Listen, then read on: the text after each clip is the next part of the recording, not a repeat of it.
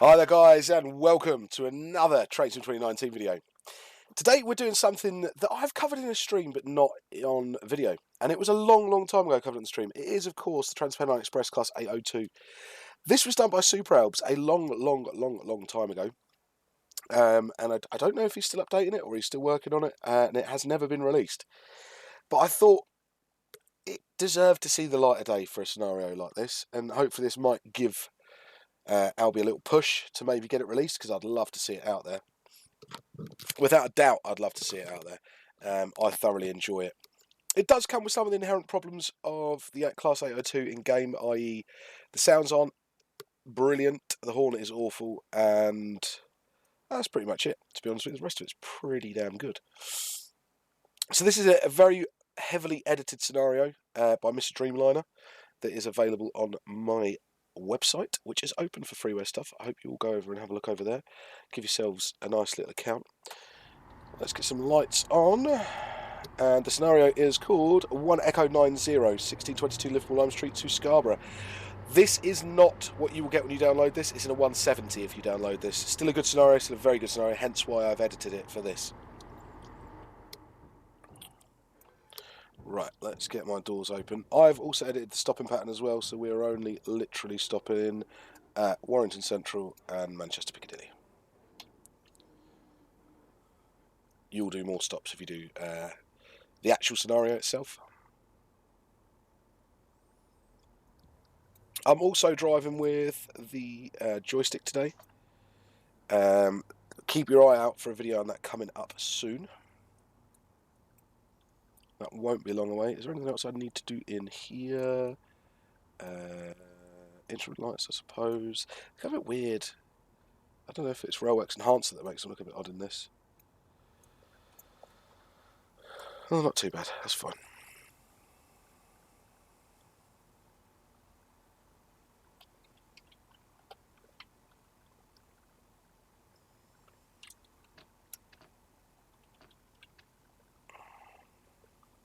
Let's try and remember the DSD. I've got my Q key on my joystick, so we should be alright. I'm even setting the DRA even though we're clear, so I can pull it off.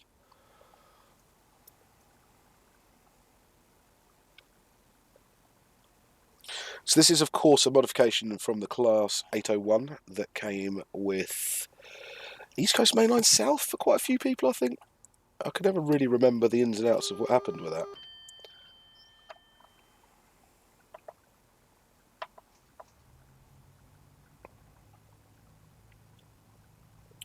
So this being an 802, we are in diesel mode.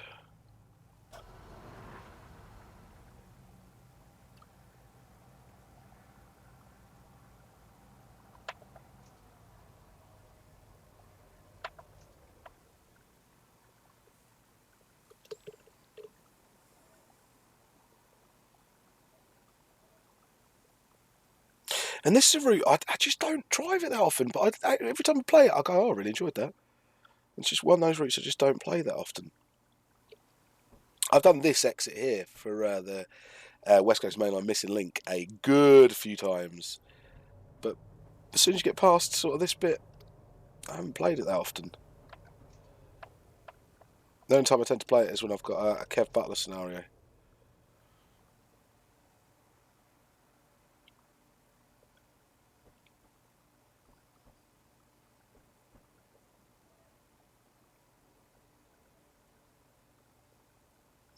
So it's actually been a really busy week for me. Those of you that have been keeping up to date with things will know that the website launched in beta mode on last Sunday. And we had so many people at once. Why did that look very red? So many people at once try and access the site that we are hosting just could not cope. We had to up our hosting game at great expense, but well worth it. So that is now sorted. That is now all sorted as of this morning, and we aim to launch the subscription side ASAP. We're just waiting on the final bits for that to come back. Get them very quickly tested and then get them out. They have been tested thoroughly before, but it's just the very final versions of things tested. And then I can do a little bit of a press release and let you all know what you'll get for subscribing. Well, those bits that I can tell you about.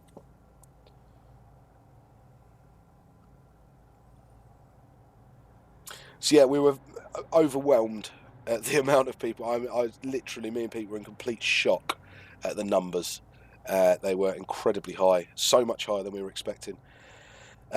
So the hosting has been completely upgraded. It is something like 12 times better than it was. And so far everything's been brilliant, so we're very happy with that.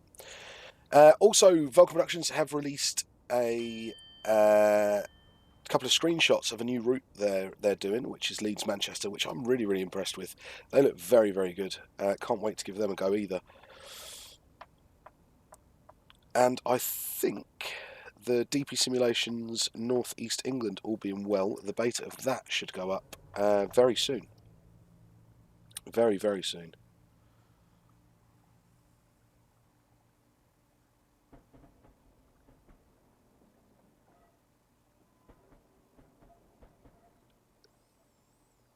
So far, it's been pretty busy.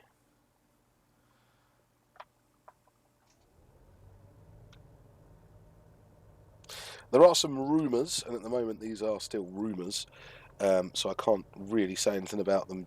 I can't say that they're true, but there is a rumour that there is an update for the 64-bit editor on its way from DTG. I cannot confirm that.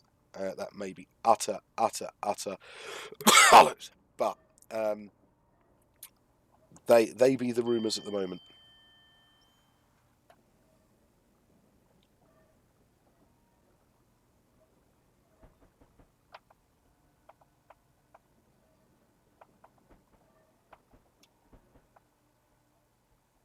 And that should make a big difference to people. That should speed up, hopefully, some of the route building stuff that's going on at the moment, especially for us, it will. That'll be a great addition.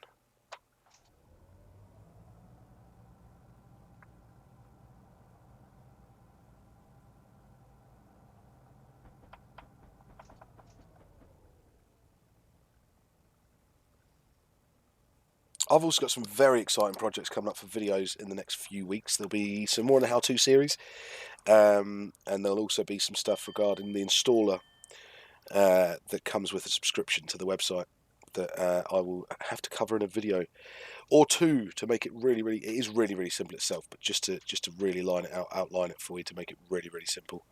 There'll be some videos for that, which I'm quite excited about. Just a massive thank you, really, to all of you that have gone over and done it. It's brilliant. It is so good.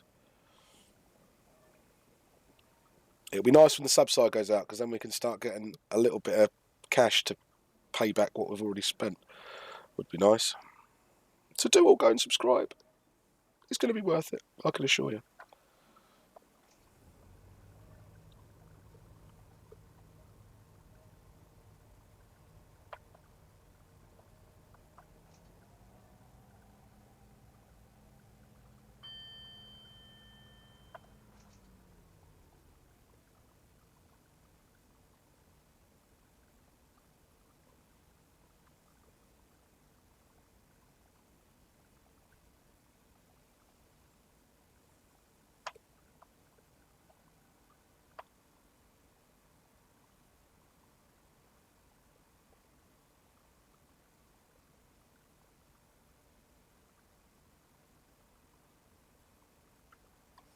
It's amazing how slow this bit of track coming out of Liverpool is. It always sort of astounds me that it's not faster.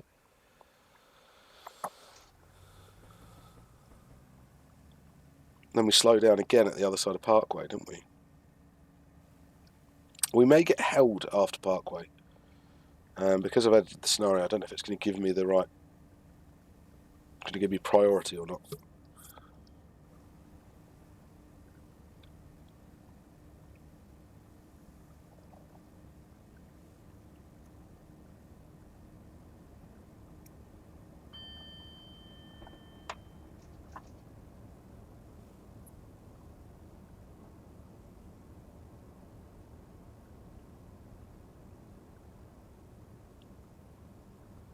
I do find this a bit go-kart-like to drive. It's very much stop or go.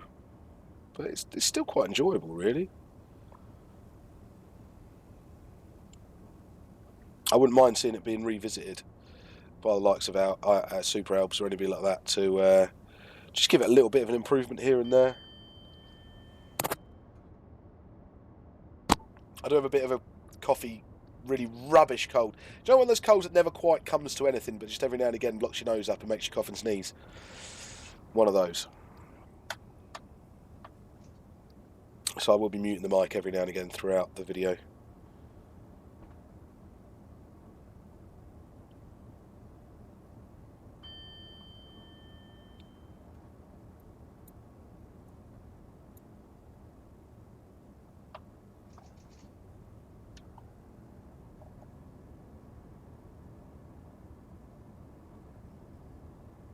ASIN down to 20.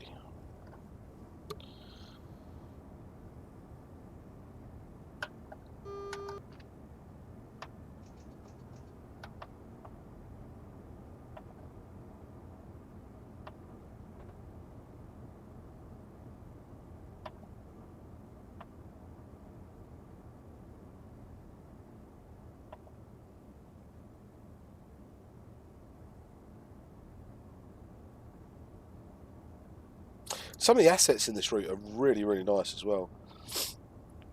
Considering this is a good age now.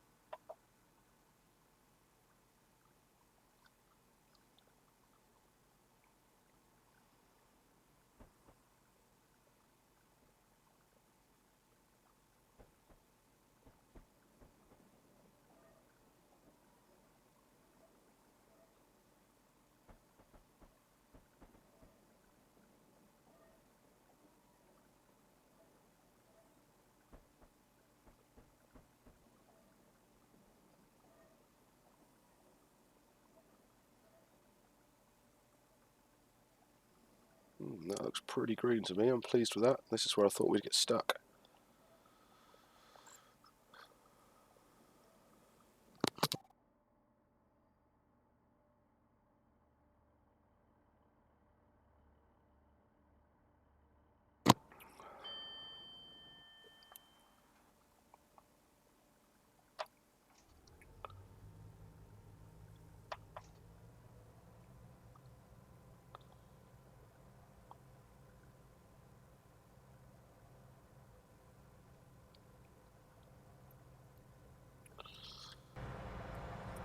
It's even though it's not the most perfect reskin out there in the world, I still really quite like it. And I think in real life, I'm becoming more and more of a fan of the TPE livery as time goes on.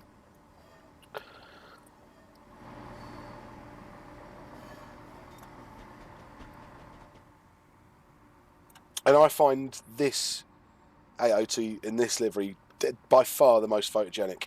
And I think it looks like somebody's actually spent time on designing it instead of just sort of farting something out. LNER. Well, let's be honest, probably VTEC.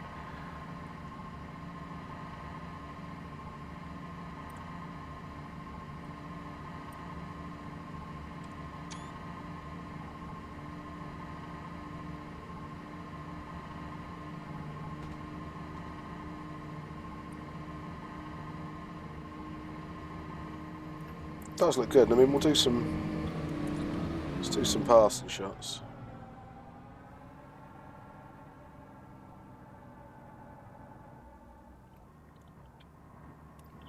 Oh look, we can't see it. It's not yellow.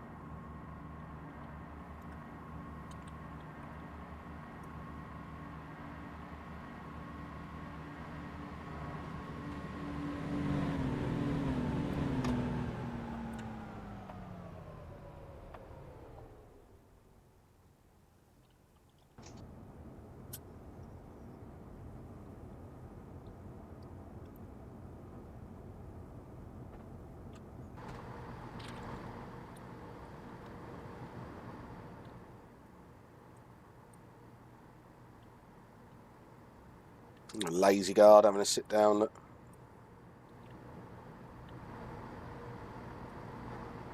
He's done a decent job with it.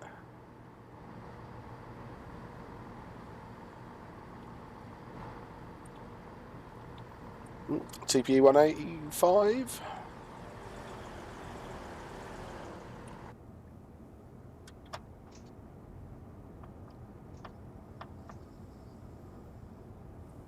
For some reason I want to say 180 there, so I turned it into 185, where I'd never say that as a class number.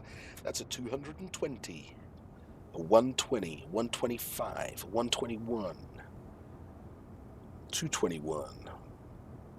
It's a 221. It's an 801, not an 801 or an 802. 802, yeah, it's doable. I don't mind that. It's how it should be.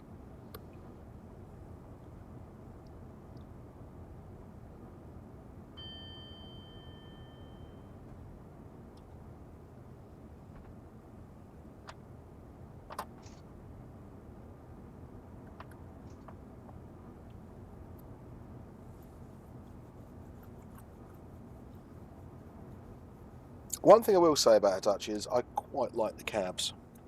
I was actually speaking to him. Jeez, this thing's acceleration is ridiculous. A mate of mine who has done some driver training on them. Oh, well, on the. What did he start on?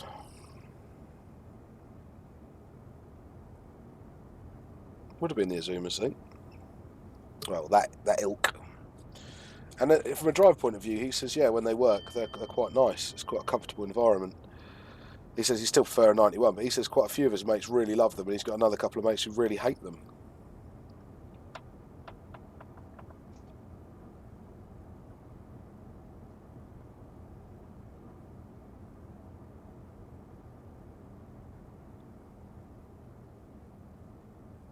So it's pretty mixed reactions all round. And I suppose with passengers as well, I've heard similar things. People moaning about the seats, which is correct. Oh, funny story about seats. Albie will love this as well. So, got on a 387 at Cambridge North the other day. A weird station Cambridge North is as well. Going up to King's Lynn. My daughter got on the train and she's sitting there and she's looking at me and she's looking at the seat behind me and she goes, Dad, what train is this? And told her, oh, it's a 387. And my daughter doesn't know about trains at all.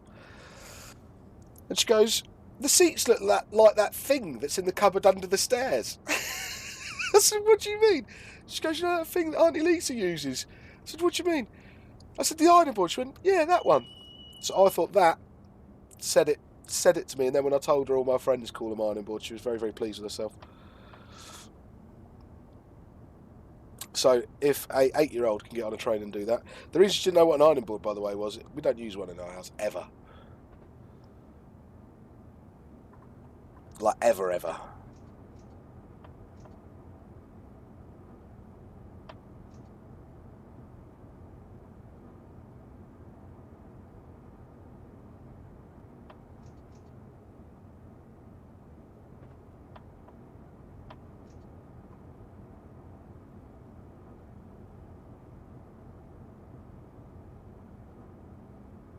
See, 2's just not enough power.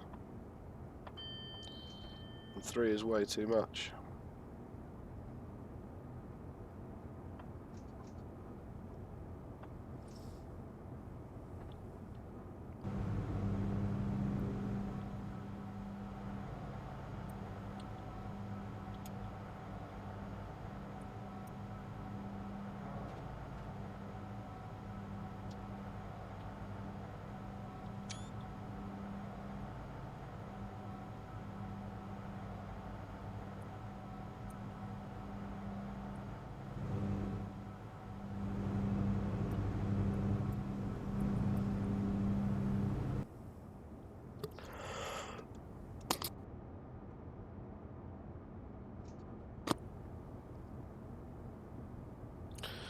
It's little areas, especially after driving, just driving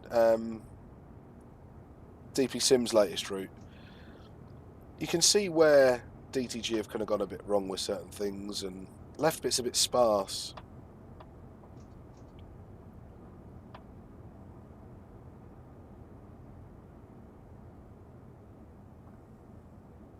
going to be loud in here, by the way.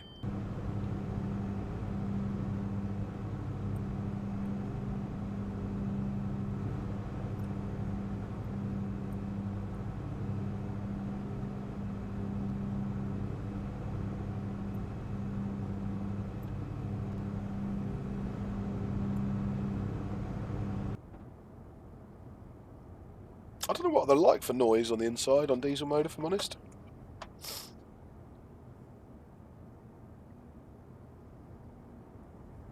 So if you guys know, let me know.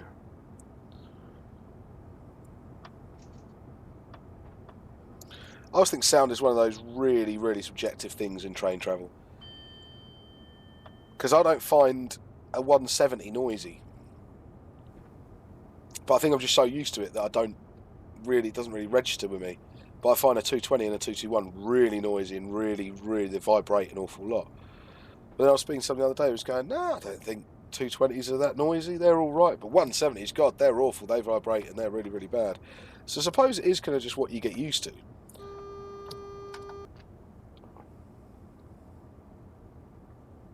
It is quite subjective. I don't know if there are any scientific, like actually recorded figures that are publicly accessible. I'm sure the manufacturers must have done some sort of in saloon noise tests that actually give us a decibel reading of what it is.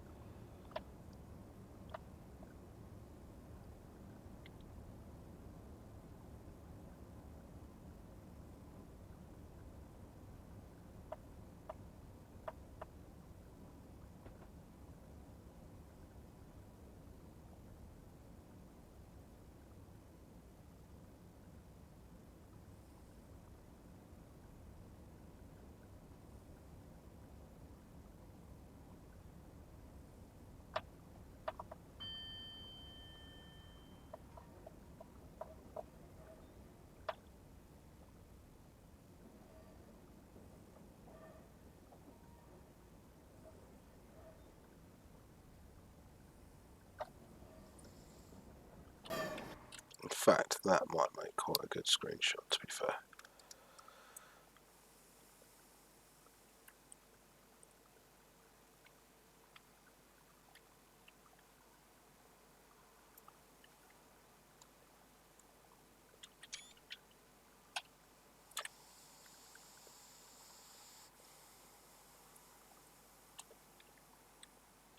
Needs a bit of scenery in it, I think.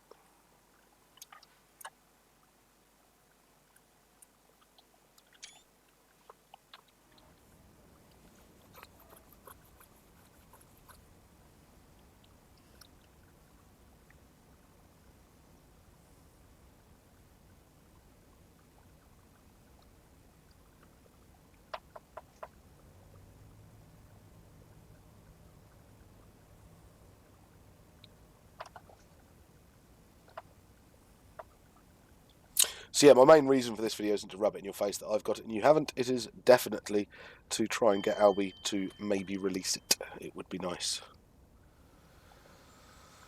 And also, I fancy something a bit recent that's going on. You know what I mean? I know that these were out on test the other week and last month, probably even actually. There was a lot of pictures flying around with them, and I quite liked looking at them. So I thought, well, you guys might like to see a video of it. I know this isn't the same journeys, but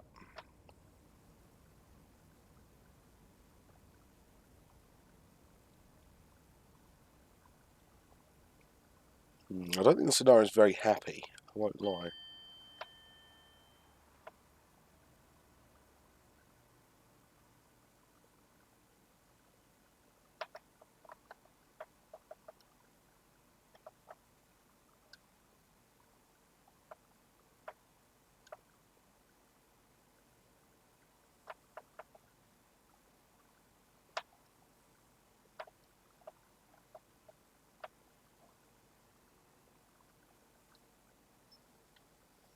Oh, I think it's just thought I'd gone past that signal there, which means I probably just... Oh no, maybe not. I haven't gone past the signal. But it thinks I have.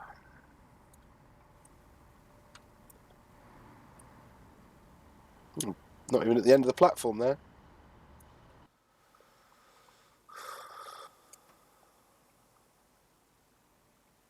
Oh, this is going to want me to wait for ages.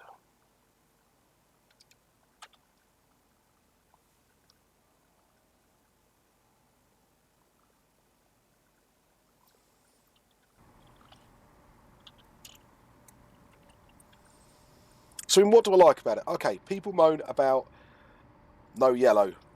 I like yellow. I love yellow on the front of a train. I think it makes it look like a British train. It's what I've grown up with. It's what I've always associated with trains. Yellow is also my favourite colour. So I miss the yellow, right? But I like it on this. I like the blue, even though I think this blue's not quite correct. I like the dark blue on the bottom. I even like the weird pinky colour. There's just something about the livery that I really didn't like when it first came out, but now I actually do. I mean, even down to the logo. I mean, I think it's a logo that's going to look very old very quickly, don't get me wrong. And it's a colour scheme I think is going to look very old very quickly. I think putting that sort of mauvey, pinky colour in is always a bit of a worry. Because whilst it might look modern and clean now, it's not very long until it doesn't.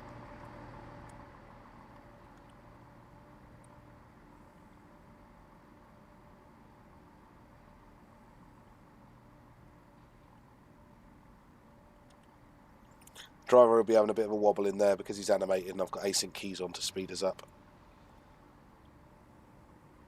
So he'll look like he's drunk one too many coffees, shall we say.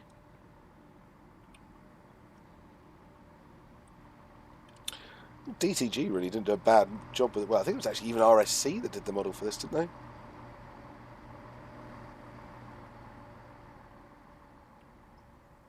There was a version before this as well, the SET, the Super Express train, that used the Pendolino cab a long, long time ago.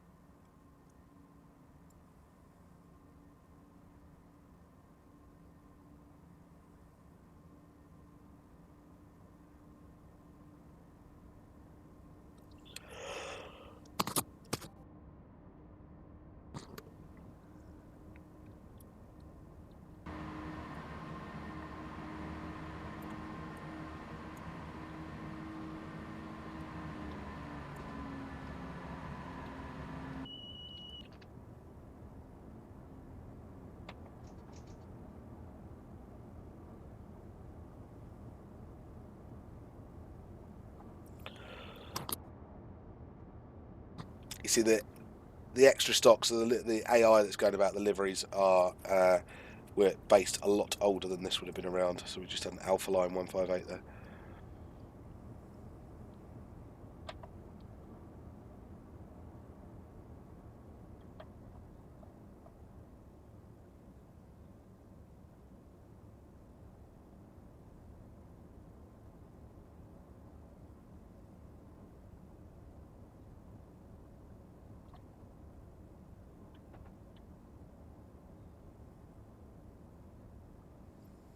The original story for this is actually really good anyway.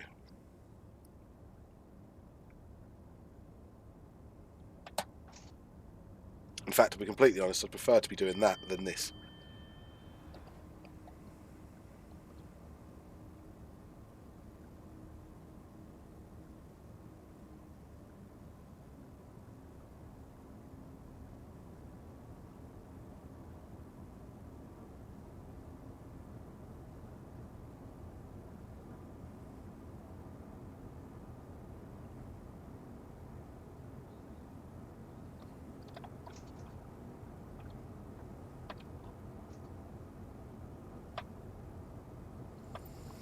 This train does not like doing 85.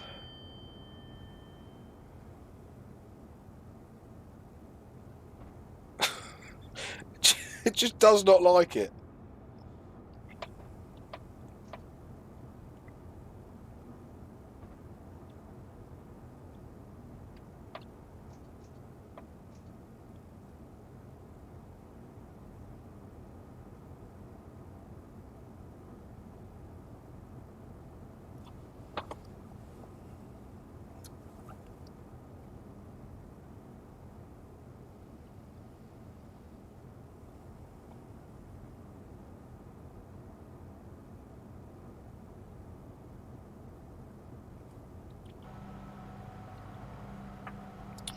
Is it 397s, isn't it? The other fleet for TPE. I really like the look of those. Let me have a look. Should double check they are 397s.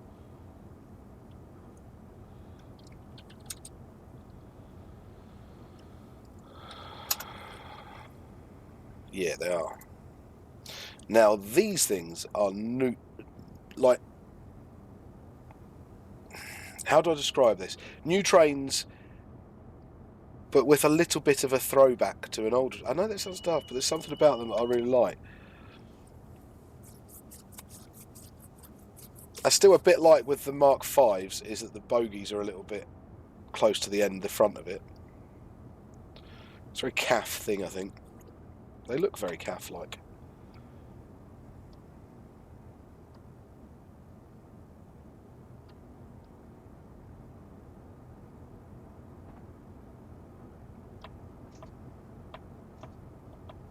There's one in the country already or something, or is that moved as well? Because you get the 159s, the 195s, the 196s.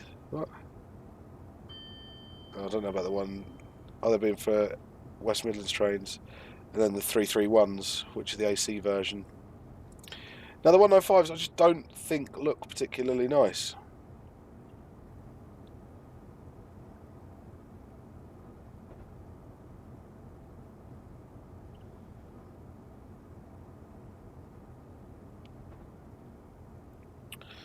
Go-Op. In 2016, the open access operator Go-Op said they would aim to procure a fleet of 195/1 units to operate its planned service between Taunton and Nuneaton. Who's Go-Op? Let's have a look at what they do.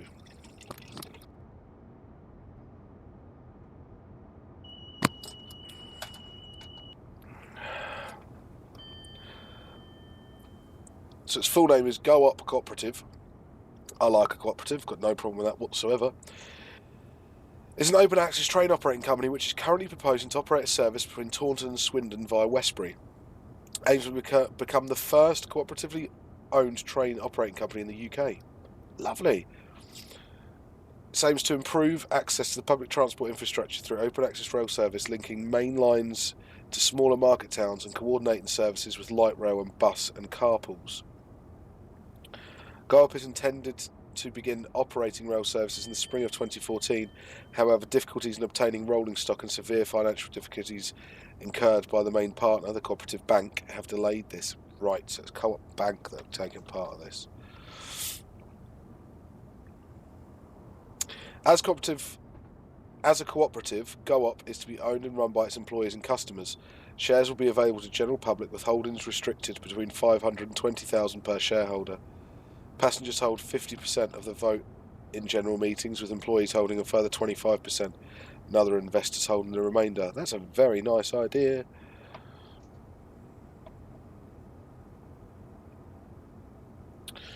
Its first proposal, the company created a draft timetable which offered 4 return trips between Yeovil Junction in the Midlands via Yeovil Pen Mill, Castle Carey, Frome, Westbury, Trowbridge, Melksham, Chippenham, Swindon and Oxford, with 3 of those services being extended to Birmingham Moor Street.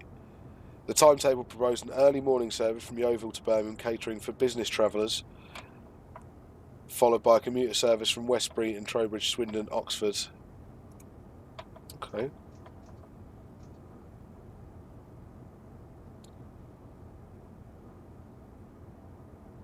Plans to extend the route further south to Weymouth, however, it was acknowledged that for this to happen, extra trains would need to be required. GARP estimated that around 750,000 people live within 2 kilometres of a station on the proposed route, excluding Birmingham. Whoa!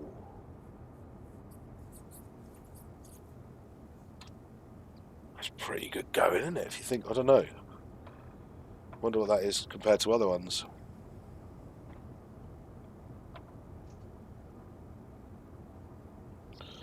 So, second proposal in 2016, GARP lodged an application with the ORR to operate a service between Taunton and Swindon via Castle Burton, Frome, Westbury, Trowbridge, Melksham, Chippenham. It initially proposed to operate Class 185s before purchasing a fleet of Class 195s. In June 2016, a revised version of the open access operator was proposed to the ORR. The services would run from 2019 between Taunton and Nuneaton via Swindon and Oxford. Under the plans, they would use Class 230s between Taunton and Swindon between December 2017 and 2019. They would not use these trains for the full route. I'm not surprised.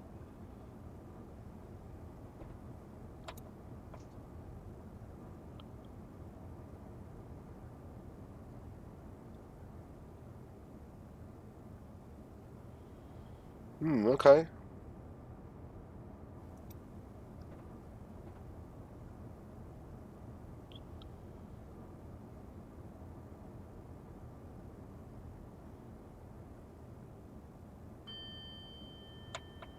There's quite a few new open access operators kicking about there that I hadn't kept my eye on.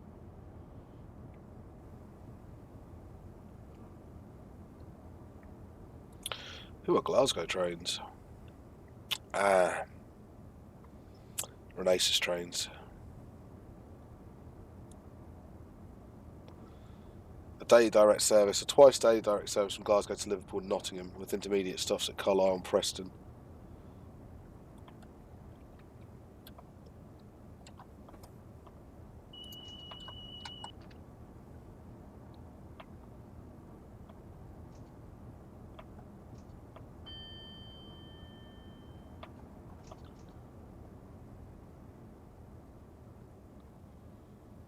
I don't think I will.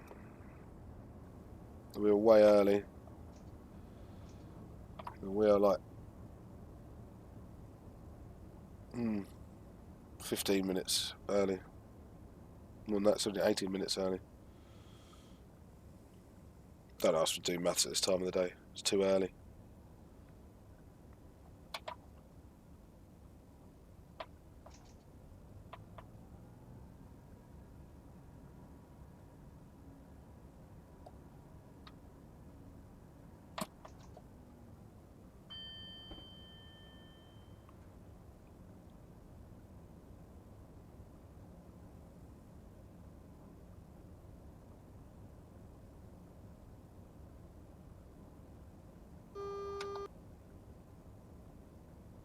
That should just be for the morph board, yep.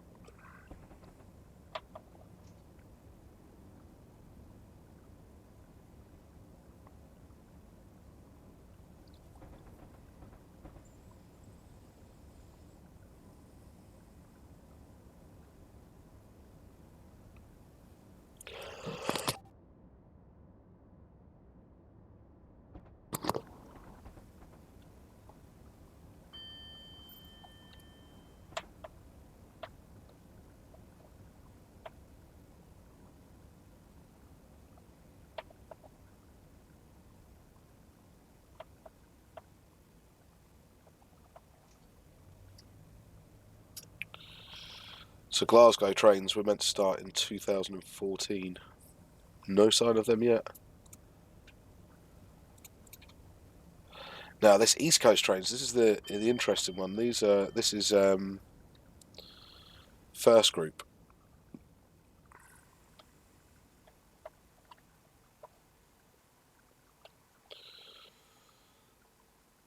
So East Coast Trains is a future open access operator into the United Kingdom owned by First Group. It has been granted permission by the Office of Road and Rail to operate up to 5 return services a day between King's Cross and Edinburgh via the East Coast Main Line from May 2021.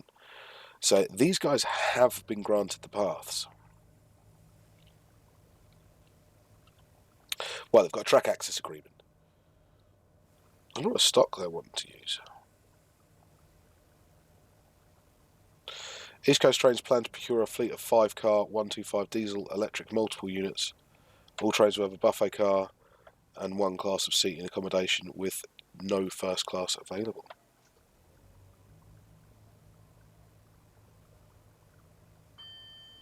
The Ryanair of the train world.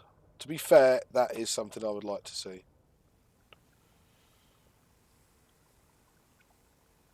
So it looks like stop at King's Cross, Stevenage, Newcastle, Morpeth, Edinburgh.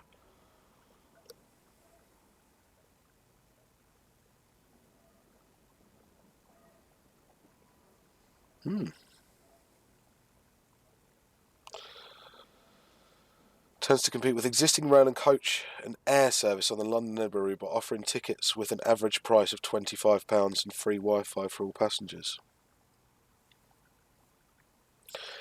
The thing I think they get wrong when they do this thing where they don't give any first class is that what you then do is you say, oh, well, we're like EasyJet. And that's fine. But a flight from Stansted to Edinburgh is an hour. So that's how long you're going to be sitting in not a massively comfortable seat. That's not very long. If you're doing that by train, you're going to be doing it in 4 or 5 hours. So as long as they've got their basic class is of decent quality, they might be onto a winner with that one. I mean, I said in my last video, I'm sure I recently flew up to Edinburgh, and it literally was no quicker than flying and then getting the train. Door to door, it was no quicker. In fact, I think it was something like 28 minutes slower or something we worked out.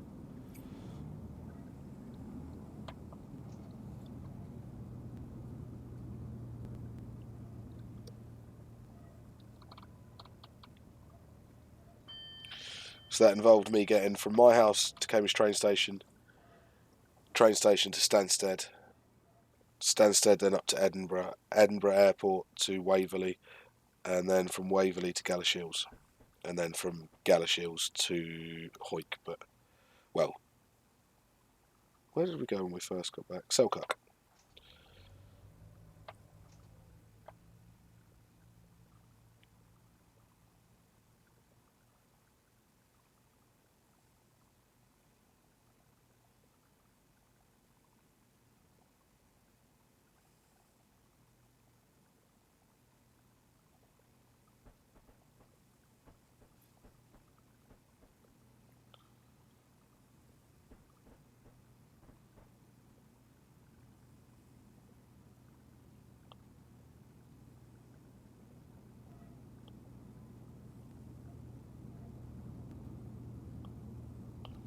Lovely station buildings here.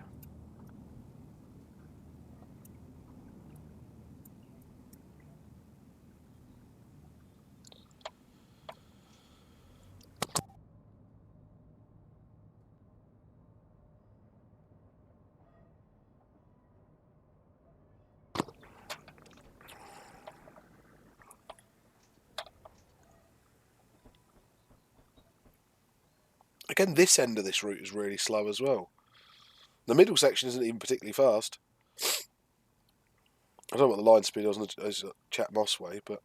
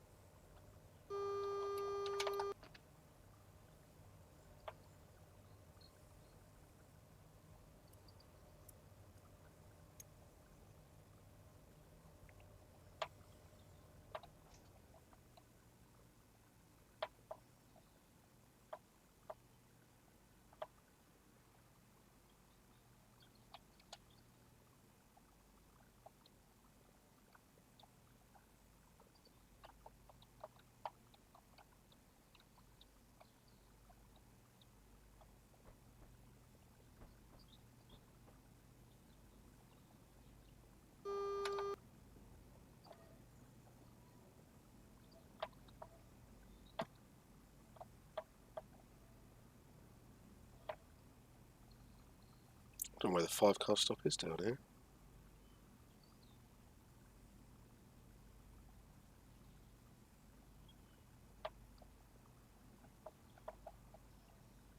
Try and get that Manchester Piccadilly side in there, actually.